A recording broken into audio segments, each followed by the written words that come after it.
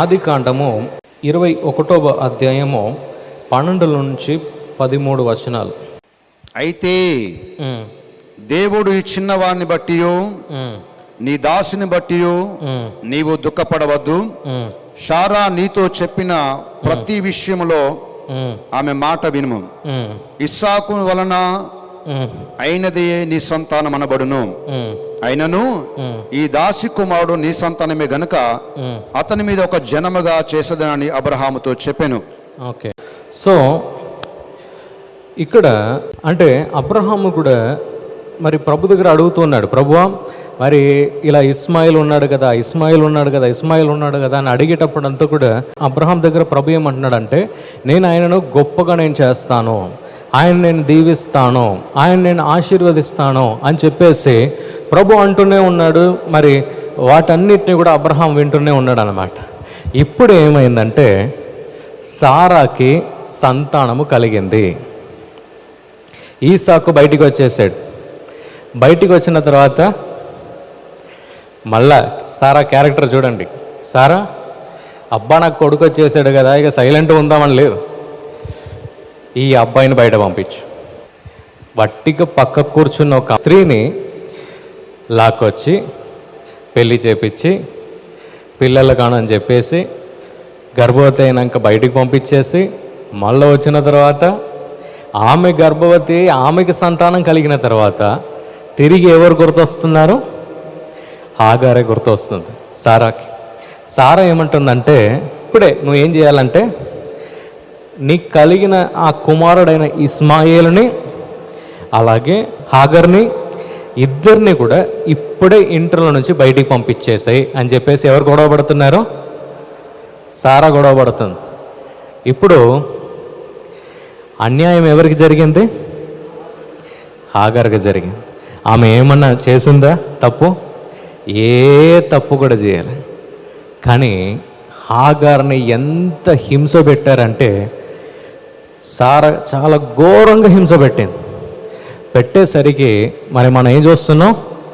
అప్పుడు ఇస్మాయిల్కి 13 years 13 సంవత్సరాలు అంటే 86 100 అంటే 14 సంవత్సరాలు రావాలి నా లెక్క ప్రకారం. Okay, 14 years. So 13 to 14 years మధ్యలో ఇస్మాయిల్ ఉన్నాడు. అప్పుడు మనము ఏం చూస్తున్నామంటే ఆ 13 సంవత్సరాల కొడుకుని హాగర్ని మరి అబ్రహాము ఆయన ఏం చేస్తున్నాడంటే ఇద్దరిని ప్యాక్ చేపించి పంపించేస్తున్నాడు. అంటే ప్రభు దగ్గర అడుగుతున్నాడు, ప్రభు పంపించేయమంటున్నాడు, పంపించేస్తున్నాడు. ఫస్ట్ సారా ఏం చేసింది? సారా ఫస్ట్ టార్చర్ చేసింది, బయటికి వెళ్ళింది, మళ్ళీ వచ్చింది. సెకండ్ టైం మనం ఏం చూస్తున్నామంటే సారా చాలా గొడవపడి అబ్రహాముని వాడుకొని ఇస్మాయిల్ని హాగర్ని పంపటానికి బయట పంపింది. అప్పుడు కోపం ఎవరి మీద వస్తుంది? పుట్టే ముందు ఆమె టార్చర్ పెట్టింది, పుట్టి బిడ్డ వచ్చిన తర్వాత అబ్రహాం బయటకు పంపిస్తుంది. అంటే కోపం ఎవరి మీద వస్తుంది?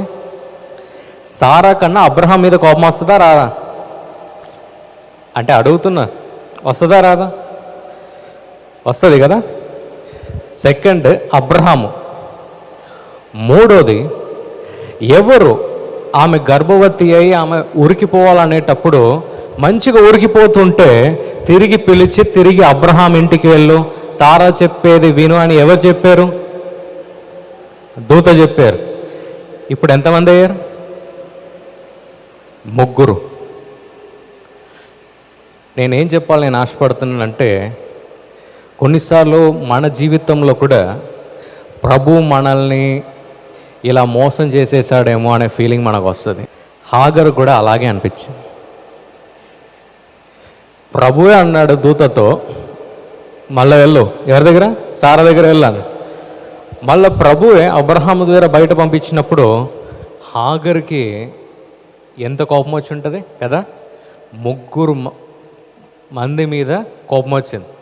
ఏమని? నేనేం తప్పు చేయలే, కానీ ఎక్కడ పోయి ఉన్నానో వారు 3 కూడా, అంటే ప్రభు కూడా మనుషులే అని అనుకున్నా, ప్రభు కూడా నాకు మోసం చేస్తున్నాడా?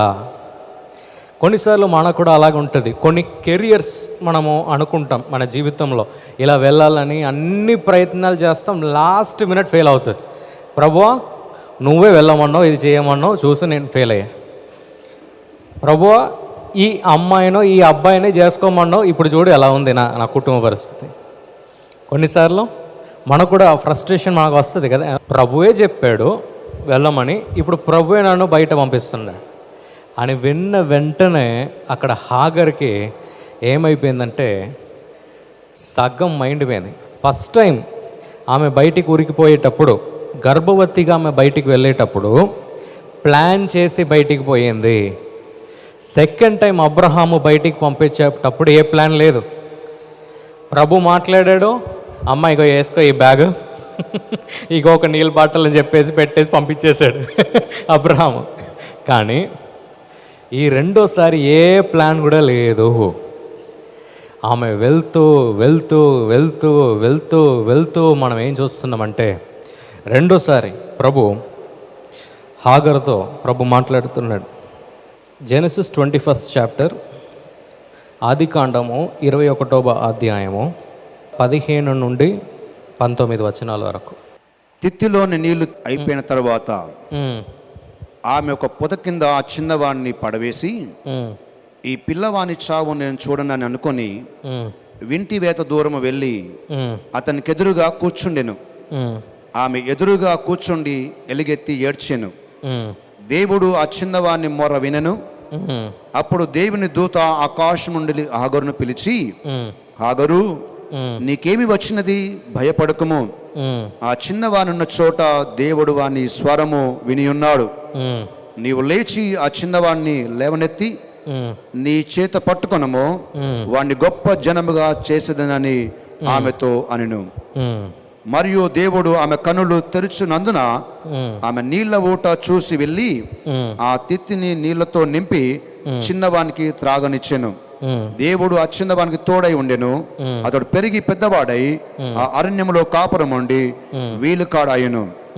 అతడు పారా అరణ్యములో ఉన్నప్పుడు అతని తల్లి ఐగుప్తు దేశమందు ఒక స్త్రీని తెచ్చి అతనికి పెళ్లి చేసెను. ఓకే, ఇక్కడతో ఇస్మాయిల్ స్టోరీ అయిపోయింది. ఇక్కడ నేనేం చెప్పాలి, నేను ఆశపడ్డానంటే ముగ్గురు కూడా నాకు అన్యాయం చేశారా అని చెప్పేసి నడుస్తూ హాగారు ఆమె వెళుతున్న సమయంలో మనం ఏం చూస్తున్నామంటే కంటి ముందే నా కొడుకు మరి ఆయన మరణిస్తాడా అనే స్థితిలో ఆమె చూస్తూ ఉంది. అప్పుడు మనం ఏం చూస్తున్నామంటే ప్రభు ఆమెతో మాట్లాడటం మనం చూస్తున్నాం. ఏమని మాట్లాడుతున్నాడు?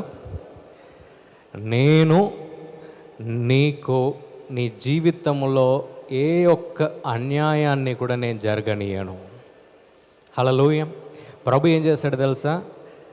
ఇస్మాయిల్ని ప్రభు దీవించి ఆయన ద్వారా 12 ట్రైబ్స్ అంటే 12 ట్రైబ్స్ని ప్రభు ఆయన ద్వారా బయటికి తీసుకొచ్చి ఇప్పుడు మనము క్రిస్టియానిటీ చూస్తున్నాము, తర్వాత ఇస్లాం వాటిని చూస్తున్నాము, అవంతా కూడా దీంట్లో నుంచే సపరేట్ అయింది కదండి. అంటే ఇప్పుడు మనము ఆ నేషన్స్ అంతా చూస్తే, ఆ దేశాలంతా చూస్తే దానికి ఇదే ఆన్సర్. అంటే ఇప్పుడు మనము ఇస్లాం ఆ కంట్రీస్ కానీ అవంతా కన్నా మనం చూస్తున్నామంటే ఆ రోజు హాగారు వెళ్ళిన ఆ అన్యాయాన్ని ప్రభు చూసి ప్రభు అంతగా ఆయన విస్తరింపజేశాడు. హల్లెలూయా. ఎంతమందికి అర్థమైంది? గట్టిగా చప్పట్లు కొట్టి ప్రభుకు మహిమనిద్దామా. సో ప్రభు ఆయన తెలియజేస్తున్నాడు అంటే there is no loss in trusting me. హాగారు ప్రభుని నమ్ముకున్న ఒక స్త్రీగా ఉంది, ప్రభు మీద ఆధారపడిన ఒక స్త్రీగా ఉన్నట్టు మనం చూడగలుగుతున్నాం. ఎందుకు తెలుసా? అది ఎలా నేను చెప్పగలుగుతున్నానంటే దేవదూతలు అందరిని వచ్చి కలిసారా బైబిల్ గ్రంథంలో? నో. ఎవరందరితో ప్రభు ఒక గ్రేట్ పర్పస్ కలిగి ఉన్నాడో వారి దగ్గర మాత్రమే దేవదూతలు వారు వెళ్ళారు. మీరు బైబిల్లో చూడండి క్లియర్గా. నాశనం చేయడానికి కొన్ని దేవదూతలు వారు వెళ్ళారు, కానీ కొన్ని పట్టణాన్ని నాశనం చేయడానికి కానీ వాటికి కానీ వీటికి కానీ దేవదూతలు వారు వెళ్ళారు. కానీ కలిసి మాట్లాడే ఒక స్థితి కనుక మనం బైబిల్ గ్రంథంలో మనం చూస్తే ఎవరందరూ నీతిమంతులుగా వారు ఉన్నారో, ఎవరందరూ ప్రభు దగ్గర భయభక్తి వారు కలిగి ఉన్నారో వారి దగ్గర మాత్రమే దేవదూతలు వచ్చి మాట్లాడటం మనం చూడగలుగుతున్నాం బైబిల్ గ్రంథం. సో హాగారు 2 సార్లు దేవదూత దిగి వచ్చి ఆమె ఆ స్వరాన్ని విని ఆమె అడుగు పెట్టడం మనం చూడగలుగుతున్నామంటే she is a woman who trust in the lord or who seeks the lord. అంటే ప్రభుని వెతికే ఒక స్త్రీగా మనం చూడగలుగుతున్నాం. కానీ ప్రభు ఈరోజు మీ దగ్గర ఆయన ఏమని మాట్లాడుతున్నాడో తెలుసా? మనుషులు మీకు అన్యాయం చేసినట్టు ఉండొచ్చు, లేకుంటే ఎవరు మీకు అండగా ఉంటారు. అబ్రహాంని మనం చూస్తున్నాం. అబ్రహాం కాపాడుతాడేమో అని చెప్పేసి హాగర్ అనుకుంది, కానీ అబ్రహామే బయటికి పంపించేటప్పుడు అక్కడ గుండె కొట్టడం స్టార్ట్ అయింది. రే బాబు, ఆయన కింద 1000 మంది పనిచేస్తున్నారు, మా యజమాడి కింద అని చెప్పేసి హాగర్ అనుకుంది. కానీ అక్కడ వైఫ్ పెద్ద టెర్రర్గా ఉంది. అంటే సారా పెద్ద బాంబులాగా ఉంది. అందుకే కొడుకుకి అమ్మాయి చూసేటప్పుడు ఆమె ఇన్వాల్వ్మెంట్ లేదు. ఈసాకుకి అమ్మాయి చూసేటప్పుడు అమ్మ సారారా మన ఈసాకుకి ఏ అమ్మాయిని చూద్దాం అడగలే, పంపించేశాడు పని మనిషిని. ఈ అమ్మాయి మళ్ళీ వచ్చిందంటే మళ్ళీ మొత్తం ఏదో డిస్టర్బ్ చేస్తుంది, ఉన్న టెన్షన్లు చాలు, ఆల్రెడీ ఒక వ్యక్తిని బయట పంపించింది చాలని చెప్పేసి దాంట్లో కూడా ఏ ఇన్వాల్వ్మెంట్ మనం చూడం. దాని తర్వాతనే మరి సారా మరణించి అవంతా కూడా మన బైబిల్ గ్రంథంలో మనం చూడగలుగుతున్నాం. అంటే నేను క్యారెక్టర్ గురించి నేను చెప్తున్నాను, ఏదో చెడ్డగా నేను చెప్పట్లేదు. కానీ అక్కడ ఉన్న సందర్భం ప్రకారం అబ్రహాం తీసుకున్న తీర్మానాలు అలా ఉన్నాయి బైబిల్లో. సో ఇక్కడ ప్రభు మన దగ్గర కూడా ఆయన మాట్లాడుతుండంటే, మీరు ఎక్కడన్నా మీరు నష్టపోయినట్టు మీకు అనిపిస్తుందా? మీరు రక్షించబడిన తర్వాత మీ హెల్త్ ఎక్కడన్నా నాశనం అయినట్టు మీకు అనిపిస్తుందా? లేకుంటే ఎక్కడన్నా డబ్బు నాకు వేస్ట్ అయిందని మీరు అనుకుంటున్నారా? లేకుంటే ఎక్కడన్నా సమయము నాకు వేస్ట్ అయిందని మీరు అనుకుంటున్నారా? ప్రభు మీద మీరు ఆశ పెట్టి, విశ్వాసము పెట్టి, నమ్మకం పెట్టి మీరు ముందుకు నడిచే ఒక వ్యక్తిగా మీరు ఉన్నారా? ప్రభు ఈరోజు మీకు ఇచ్చే వాగ్దానం ఏం తెలుసా? మీరు ఎక్కడ కూడా మీరు నష్టపోరు. ప్రభు వాటన్నిటినీ కూడా తగిన సమయంలో తిరిగి ఆయన ఇవ్వగలడు. హల్లెలూయా, హల్లెలూయా. అక్కడ హాగర్ ఆమె ఏమనుకుందంటే అబ్రహామే మూలమని అనుకుంది. కానీ దీని ద్వారా హాగర్కి ఏమర్థమైంది తెలుసా? నన్ను పోషించేది అబ్రహాము కాదు, ఆయన డబ్బు కాదు, ఆయన ఆస్తి కాదు, కానీ ఈ ప్రభు అని ఆమె అర్థం చేసుకోగలిగింది. హల్లెలూయా, హల్లెలూయా. ఎక్కడ చోటు లేదు, నేను ఎప్పుడు చచ్చిపోతానో, ఎప్పుడు నేను మరణిస్తానని అనుకున్న స్థితిలో ప్రభు ఏం చేశాడంటే ఆమె యొక్క కళ్ళను తెరిచి ఆమె కళ్ళ ముందు నీళ్లను ప్రభు తెప్పించాడు. Hallelujah. So God is speaking to you today. ప్రభు ఈరోజు మీతో ఆయన ఏమని మాట్లాడుతున్నాడు అంటే, ఎక్కడన్నా ఏదైనా వ్యర్థమైందని మీరు అనుకుంటున్నారా? God is speaking to you today. ప్రభు ఈరోజు మీతో ఆయన ఏమని మాట్లాడుతున్నాడంటే, ఏది కూడా వ్యర్థం అవ్వదు. హల్లెలూయా. ఏది కూడా వేస్ట్ అవ్వదని చెప్పేసి ప్రభు అంటున్నాడు. మీరెక్కడన్నా మీరు మోసపోయినట్టు మీకు అనిపించిన, ప్రభు మీకు ఎక్కడన్నా మోసం చేసినట్టు మీకు అనిపించిన, ప్రభు ఈరోజు ఏమంటున్నాడంటే, ఎక్కడ కూడా నీకు అన్యాయం నీకు జరగదు. హల్లెలూయా, హల్లెలూయా. సో ఇక్కడ కూడా మనం హాగారు వారి యొక్క జీవితంలో కూడా మనం చూడగలుగుతున్నాం. ఏమనంటే ఆమె అన్యాయానికి ఆమె గురి అయినా కూడా ప్రభు ఆమె జీవితాన్ని ఒక టెస్టిమోనీగా ఆమె జీవితాన్ని మార్చాడు. ఈ ప్రోగ్రాం మీకు ఆశీర్వాదకరంగా ఉన్నదని మేము నమ్ముతున్నాం.